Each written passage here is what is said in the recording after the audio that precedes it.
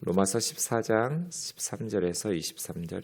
그런즉 우리가 다시는 서로 비판하지 말고 도리어 부딪힐 것이나 거칠 것을 형제 앞에 두지 아니하도록 주의하라. 내가 주 안에서 알고 확신하노니 무엇이든지 스스로 속된 것이 없으되 다만 속되게 여기는 그 사람에게는 속되니라. 만일 음식으로 말미암아 내 형제가 근심하게 되면 이는 내가 사랑으로 행하지 아니함이라. 그리스도께서 대신하여 죽으신 형제를 내 음식으로 망하게 하지 말라. 그러므로 너희의 선한 것이 비방을 받지 않게 하라. 하나님의 나라는 먹는 것과 마시는 것이 아니요 오직 성령 안에 있는 의와 평강과 희락이라. 이로써 그리스도를 섬기는 자는 하나님을 기쁘시게 하며 사람에게도 칭찬을 받느니라. 그러므로 우리가 화평의 일과 서로 덕을 세우는 일을 힘쓰나니 음식으로 말미암아 하나님의 사업을 무너지게 하지 말라. 만물이 다 깨끗하되 거리낌으로 먹는 사람에게는 악한 것이니라. 고기도 먹지 아니하고 포도주도 마시지 아니하고 무엇이든지 내 형제로 거리끼게 하는 일이 아니함이 아름다우니라.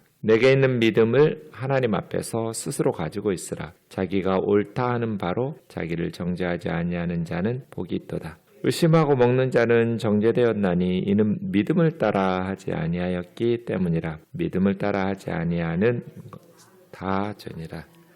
아멘. 우리가 주말에 새벽 기도회가 없어서 14장 앞부분을 보지 않았는데요. 14장 1절부터 보시면 믿음이 연약한 자를 너희가 받되 그 의견을 비판하지 말라. 이렇게 이야기하고 있습니다. 로마 교회 안에 지금 이제 교회에서 가장 중요한 것은 지상의 교회는 14만 4천이잖아요. 전투하는 교회라는 뜻이거든요. 12 곱하기 12 곱하기 1000 이게 14만 4천이에요. 요한계시록에 나오는 신천지 애들처럼 거짓말하는 이단들처럼 자기 안에 들어온 자기 이단의 등록교인이 14만 4천이 되면 지구에 종말이 온다. 이런 거짓말이 아니고요. 상징적인 숫자예요. 구약에 구원받은 성도들의 대표인 12지파 12. 12는 이스라엘의 수, 하나님의 백성 공동체의 대표적인 수예요. 그런 구약에 구원받은 백성의 대표인 12지파인 12 곱하기 신약의 그 이스라엘 12지파를 대체하는 게 12사도와 같아요. 신약에 구원받은 성도들의 대표라고 할 수 있는 12사도. 그래서 구약과 신약 12 곱하기 15 곱하기 그 다음 곱하기 1000이 뭐냐면 전투하는 수예요. 모세 시대에 전쟁이 났다. 12지파에서 1000명씩 불러요. 그래서 1000부장부터 시작하는 거예요. 1000부장, 100부장, 50부장, 10부장 이런 식으로 군대 조직이 이루어지는데요. 그래서 지상의 교회가 14만 4천이라는 것은 전투하는 교회라는 거예요. 여러분 우리가 누구하고 싸워요? 사탄의 나라와 세상의 나라와 싸우는 거잖아요. 뭘 놓고 싸워요? 천하보다 귀한 영혼들을 놓고 싸우죠.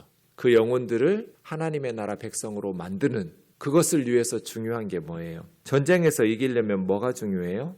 우리 군대가 한 마음 한 뜻으로 똘똘 뭉쳐야 내분이 일어나면 전쟁 외부의 적과 싸우나 마나요. 자기들끼리 싸우면 자멸해버리지 그 군대가 어떻게 승리할 수 있겠어요? 교회가 그래요. 우린 지금 누구하고 싸워요? 사탄하고 싸우고 하나님을 믿지 못하게 하는 세상의 철학과 문화와 그래서 믿지 않는 영혼들을 우리가 예수 그리스도의 복음으로 이 구원의 방주에 실어서 천국의 항구에 같이 가야 되는데 그걸 회방하는 세상과 싸우는 거잖아요. 그러기 위해서 중요한 것은 교회 안에서 성도들의 내분, 분열, 다툼 이런 게 파당이 지어지면 안 되는 거죠. 문제는 뭐예요? 성도들마다 생각이 다 달라요. 300명이면 300명 생각이 다 다르고요. 3000명이면 3000명 생각이 다 달라요.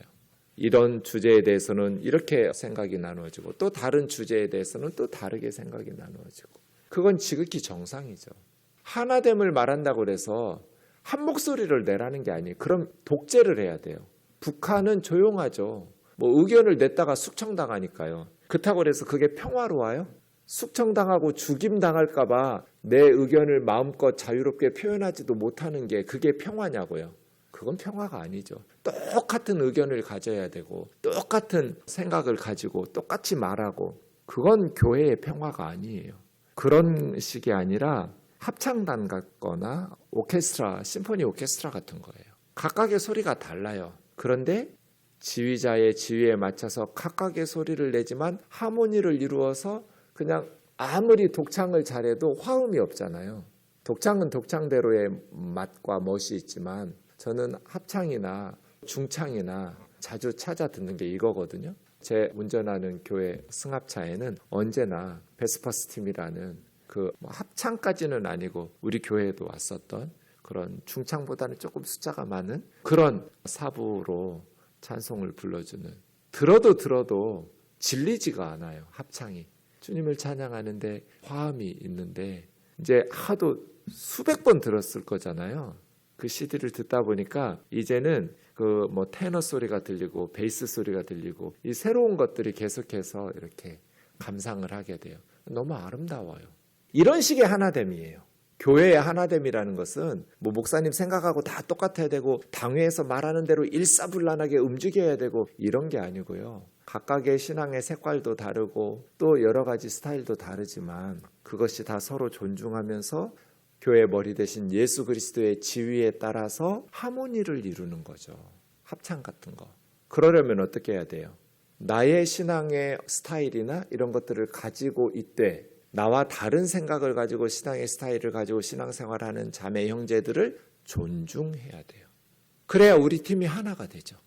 명확한 비진리에 대해서는, 본질적인 것에 대해서는 목숨 걸고 싸워야죠. 이단적인 가르침, 거짓 성경에 반하는 교훈에 대해서는 허용하면 안 되죠. 그러나 비본질적인 것, 저는 개인적으로 조용히 기도할 때 훨씬 깊이 기도를 들어가요. 그래서 저는 혼자 기도할 때는 통성기도 안 해요. 산에 가서도 그냥 조용히 기도해요. 그래야 저는 기도를 깊이 들어가요. 주님하고 대화하는 것들이. 그런데 어떤 교우들은 통성기도해야 기도를 깊이 들어가는 교우들이 있어요. 뭐가 옳아요? 둘 다 옳아요. 교회는 어떻게 하면 돼요? 통성기도하고 싶은 사람은 통성기도 하는 데서.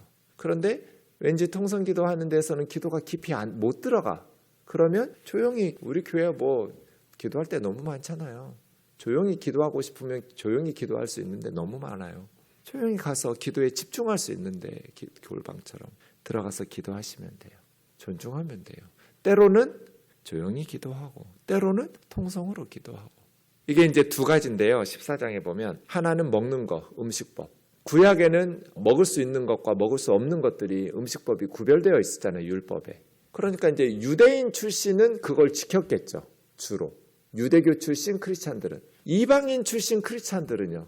그러니까 유대 사회에서는 큰 문제가 없어요. 근데 바울처럼 로마 교회처럼 이방 지역에 세워진 교회는 유대인 출신들도 있고 이방인 출신들도 있을 텐데, 교회 안에 성도들이 이방인 출신 그리스도인들은 어떻게 먹겠어요? 자기들 먹던 대로 먹었겠죠.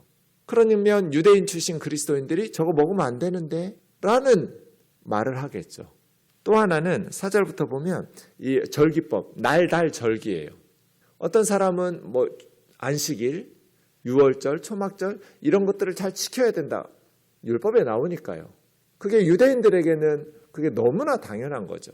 그런데 이방인 출신 그리스도인들에게는 한 번도 그렇게 살아본 적이 없으니까 그 너무 불편한 거예요. 이렇게 로마 교회 안에 다양한 생각과 신앙의 가치관을 가지고 있는 성도들이 한 교회 안에서 신앙생활해요. 그럼 어떻게 해야 돼요? 받아들이고 서로 존중하면 돼요. 본질적인 것은 지켜야 되지만 비본질적인 것들에 대해서는 그냥 내 생각을 없애라는 게 아니라 자기 스타일로 하되 나와 다른 식의 신앙을 가지고 생각을 가지고 있는 분들을 존중하는 거예요. 그건 본질적인 게 아니니까요. 제가 전에 섬기던 교회에서 장로님 한 분이 저한테 신앙 상담을 했어요. 그때 전도사였는데, 전도사님, 얼마 전에 시골에서 내 친구가 서울에 올라왔다고. 그래서 토요일에 와서 하루 저녁 자고 오랜만에 친구 집에 와서 이제 주일에 왔대요. 주일에 와서 하루 저녁 자고 가게 됐는 뭐 그런 일이 있었는데, 아니 우리 아내가 김 권사가 주일인데 슈퍼에 가지고 돼지고기를 사와가지고 김치찌개를 끓여서 대접해가지고 부부싸움을 크게 했다는 거예요. 장로님하고 권사님하고. 왜 싸웠을까요? 장로님은 주일 성수 안 했다고. 주일인데 슈퍼에 가서 고기를 사가지고 김치찌개 끓여줬다고. 돈 주고 물건 샀다고. 권사님 뭐라고 그러겠어요? 내 친구냐? 당신 친구 아니냐? 아니 오랜만에 시골에서 친구가 올라왔는데 대접할 게 없는데 어떻게 그냥 김치만 주냐? 돼지고기라도 사다가 우리가 형편이 어려워도 고기라도 넣어가지고 찌개 끓여서 당신 친구 대접한 건데, 이래가지고 싸운 거예요. 이제 장로님은 저한테 자기 편 들어주시기를 제가 옳았죠? 뭐 이런 생각을 가지고 질문하신 거예요.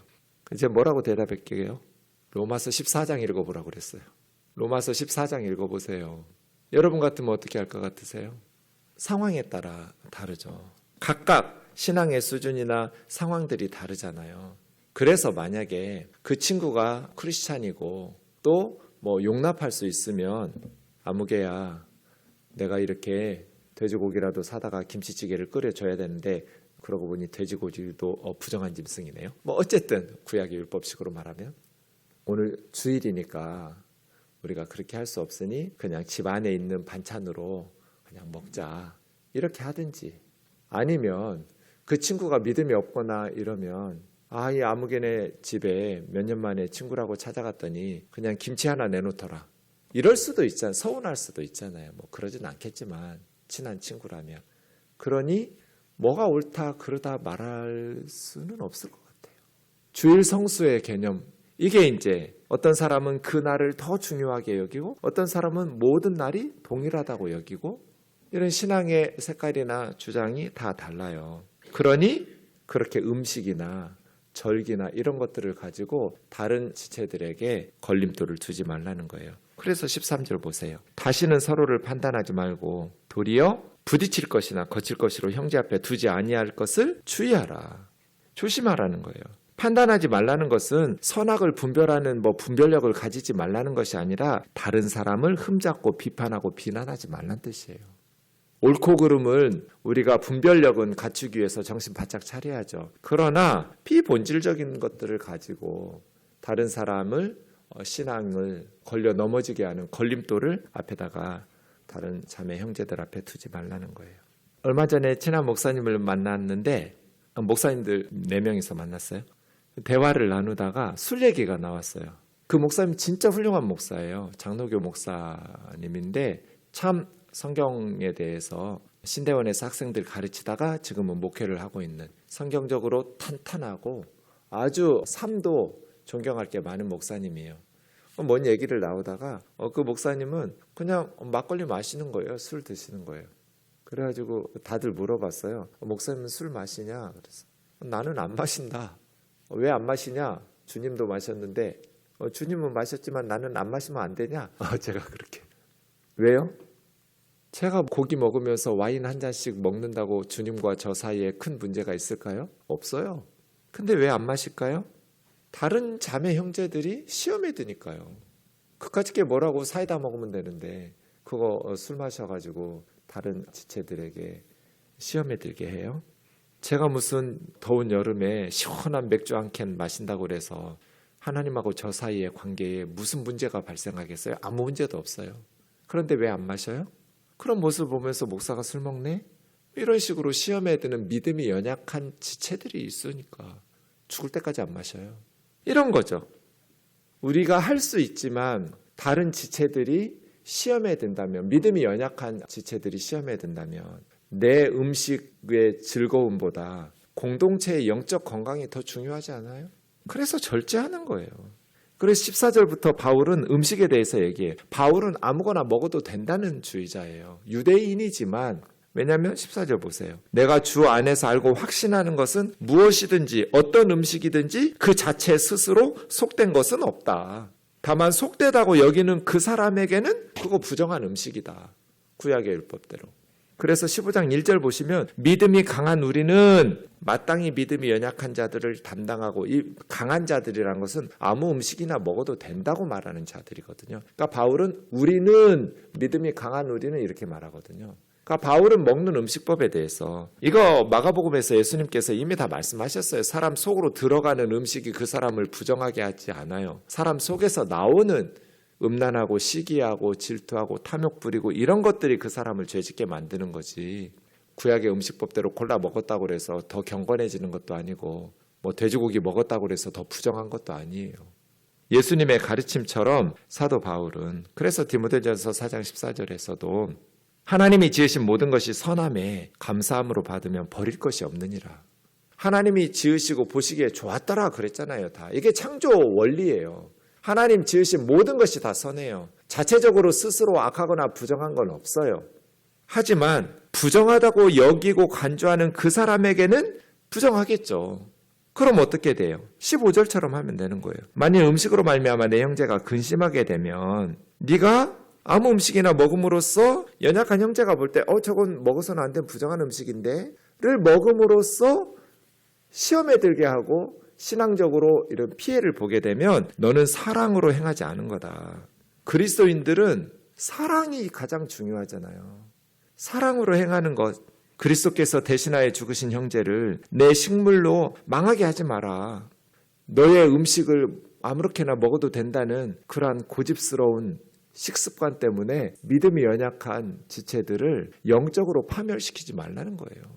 교회 안 다니게 하고 못 다니게 하고 시험에 들게 하고 너의 선한 것이 비방을 받지 않게 하라.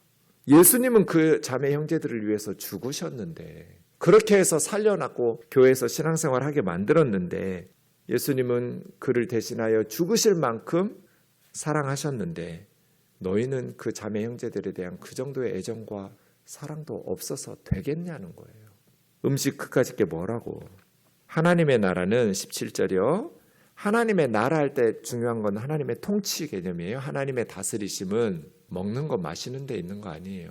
뭐 음식 골라 먹고 음식 골라 마시고 그게 하나님의 통치, 하나님의 나라가 아니라 성령 안에서 공의와 화평과 또 기쁨이에요. 성령님께서 우리를 통해서 예수 그리스도의 말씀, 하나님의 말씀인 성경의 진리로 세상의 정의를 세워가는 것이고 또 하나님의 나라는 평화를 이루어가는 우리는 피스메이커들이 되어야 되고 모든 유대인과 이방인의 장벽을 무너뜨리고 노예와 로마 시민권자 자유인의 장벽을 무너뜨리고 가진 자와 못 가진 자, 배운 자와 못 배운 자, 남자와 여자 이 모든 장벽들을 허물어가면서 하나님의 자녀로 평화를 일구어가는 어린 양이 사자들과 함께 뒹굴면서 그러려면 어떻게 해야 돼요? 맹수들이 풀 뜯어 먹으면 돼요. 양 잡아먹지 않고. 이게 무슨 말이에요? 힘과 권력을 가진 사람들이 배우지 못한 사람, 가지지 못한 사람들을 착취하지 않으면 된다고요. 어린 양이 사자들과 함께 뒹굴면서 평화, 이 성령 안에서 평화예요. 이 교회예요. 하나님의 통치가 임하면 거짓이 사라지고 부정부패가 사라지고 정의로운 사회가 되고 하나님의 통치가 임하면 모든 분열과 갈등과 끼리끼리 이런 사회들이 다 허물어지면서 그리스도 예수 안에서 하나가 되어지는 평화가 이루어지고 그러니까 관계가 좋아지니 희락, 기쁨이 충만하죠. 교회 안에서 정의롭지도 못하고 화평하지도 못하니까 기쁨이 없잖아요. 하나님의 나라는 먹는 거 골라 먹는 거 아니다. 그런 게 하나님의 그렇게 유치하고 초보적인 게 아니에요. 하나님의 통치는. 하나님의 왕대심, 그 하나님의 통치가 풍성하게 실현이 되면 정의로워져요. 그리고 평화로워져요. 그리고 희락, 기쁨이 넘치는 공동체가 돼요. 우리 우면동 교회가 어때요? 하나님이 왕이시라면, 이곳이 하나님의 나라라면 정의로워지고 화평, 평화로워지고 그러니까 기쁨이 좋아질 거예요. 기쁨이 풍성한 희락이 넘칠 거예요. 이런 게 하나님의 나라다. 먹는 것 가지고 갈등 일으키고 서로 정죄하고 시험에 들고 이런 게 아니다. 그리스도를 섬기는 자는 하나님께 기뻐하심을 받으며 사람에게도 칭찬을 받느니라.